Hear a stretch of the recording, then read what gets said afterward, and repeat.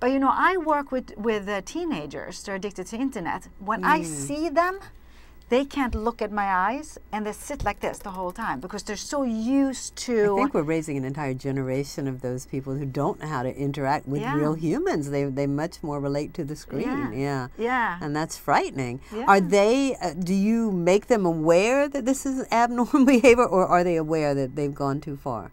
They are. Or do the parents call you in? Usually the parents. If the young kids, the parents call me in. But and they might not be aware. It takes time. It takes time.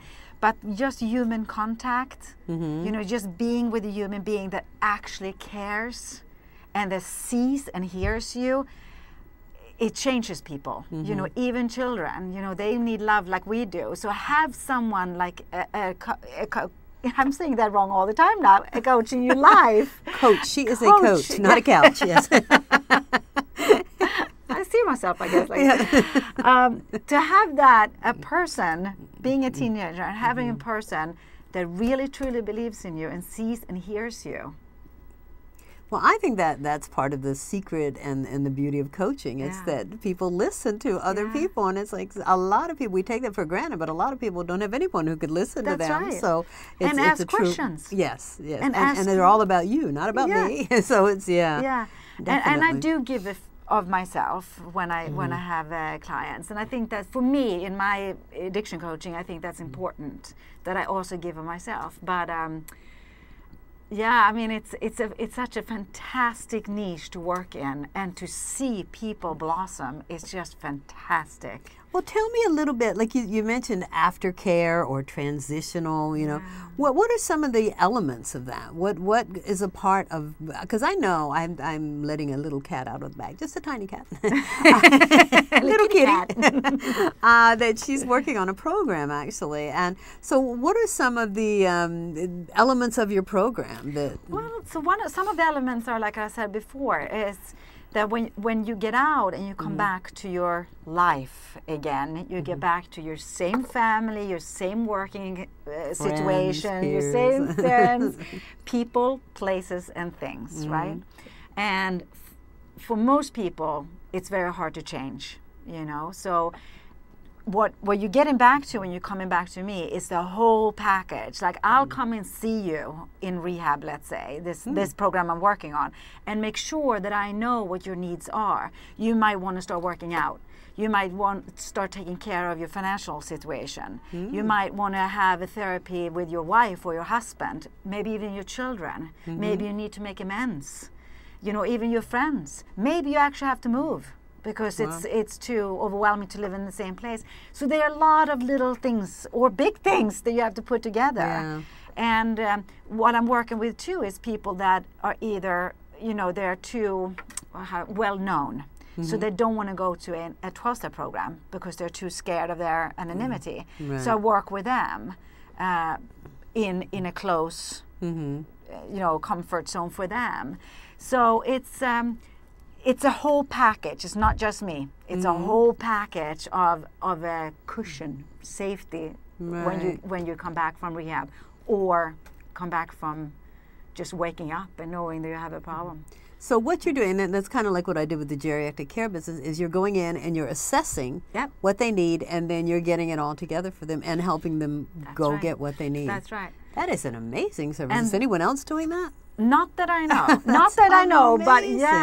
So we are a whole group of people, and now I'm setting it up with all different kind of rehabs. So if you have a rehab out there and think this is a good idea, call me. But her name is at the top, and her website, we'll tell you again, but it's JaniqueSvedberg.com, and if you don't know how to spell her name, it's right at the top of the screen, and or Addiction Coach, which is even easier, .net, which will take you to the same website, That's right? Yeah, exactly. So, well, tell me a little bit about coaching in Sweden, because I don't know anything about it. Is it hot? Is it just coming on? What's the story there? It's hot. Yeah, really? It's big. I thought Sweden. Swedish people had no problems. So did they. And therein lies the problem, yes. Exactly. It's actually really big. It's really big, yeah. And what I felt, though, in Sweden, and also internationally, not just Sweden, was that the difference between America and Europe is that here we are I should say New York, because America I don't really know, but in New York City, we have therapists, or we have help. It's okay to say, I'm going to my shrink today. It's okay, and I love that. And when I tell people that I'm going to a 12-step program, a lot of people say to me, can I come? I've never been to one. What do you do there? How does it work? And I love that about New York. Now, in Sweden, when I came over there, and I said, oh no, thank you, no alcohol for me, or no wine for me. I'm an alcoholic. It was almost like I was sick. You were a pariah. What? Yeah, like what? Or if I was saying I was going to a meeting, they were like, what kind of meeting? A business meeting? They didn't want to really touch that yet. Wow. So there's still a barrier to break down in Europe that I felt, or in Sweden that I felt. No, I remember I was speaking to someone from the UK, and she's a coach, and she said that the thing is, you can't say to them, I can help you, because we don't need help me. What do you mean? I don't need help. It's like, so how on earth do you approach people like that? How do they come to you and say, I need a coach? I mean, if it's they do here, it's a status symbol. If you have your own coach, it's cool. It's really cool. You're taking care of yourself. It's cool here. Yeah. Now, usually people come to me either where they call me and they say they have a friend with problems, or my husband has a problem, or they call secretly. They're like, okay, don't tell anybody that I called, or don't tell anybody that I'm working with you. So it's different. It's very, very different. Now, is it done face-to-face there or on the phone? When I do internationally, it's Skype.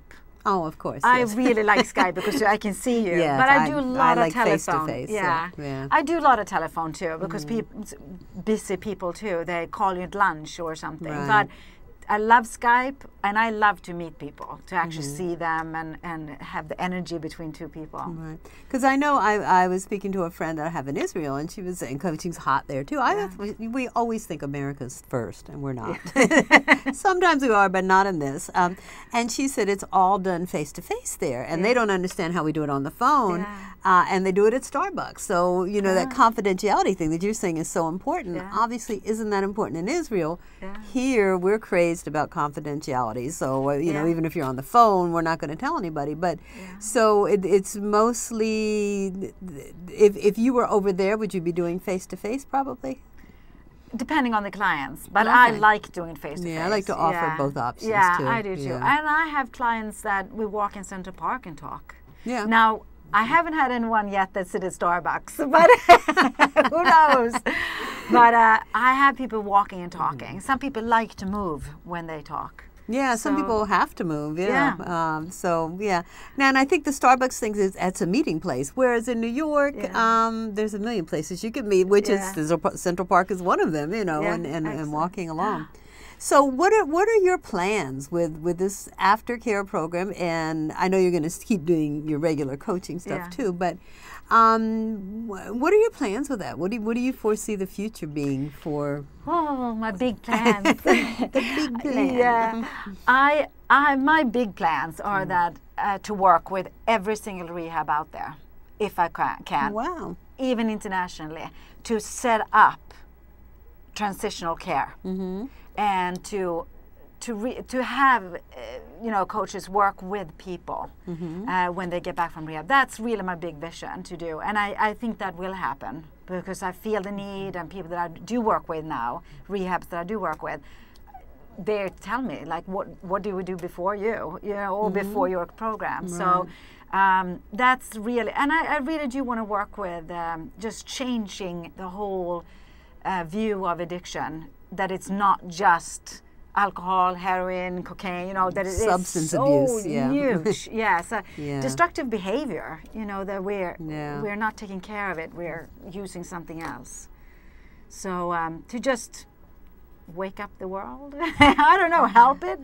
Well, you're one little person. How are you going to do all that? Oh, you have no idea. I really don't. If you're doing the whole world, you're going to be very tired. It's not going to be just me. You can help me. We've already talked about that, actually. Exactly. Yes. And so you will. So you're getting teams of people together that can serve. Yeah. And I'm getting teams together, and my core team that I'm working with now are people that I know, like really, really well. And then I will set up teams everywhere, not just in New York, but Los Angeles, Chicago, San Francisco, and Texas, and Florida. So it will be all over. And then internationally, I like to do it too. It's just different internationally. Like in Sweden, there are no private rehabs. Really? Yeah. So it's all public. You mean? Well, the state owns them. So okay. So. And it will happen. Everything will happen, you know. But it just takes time, and I have time, so I'll wait.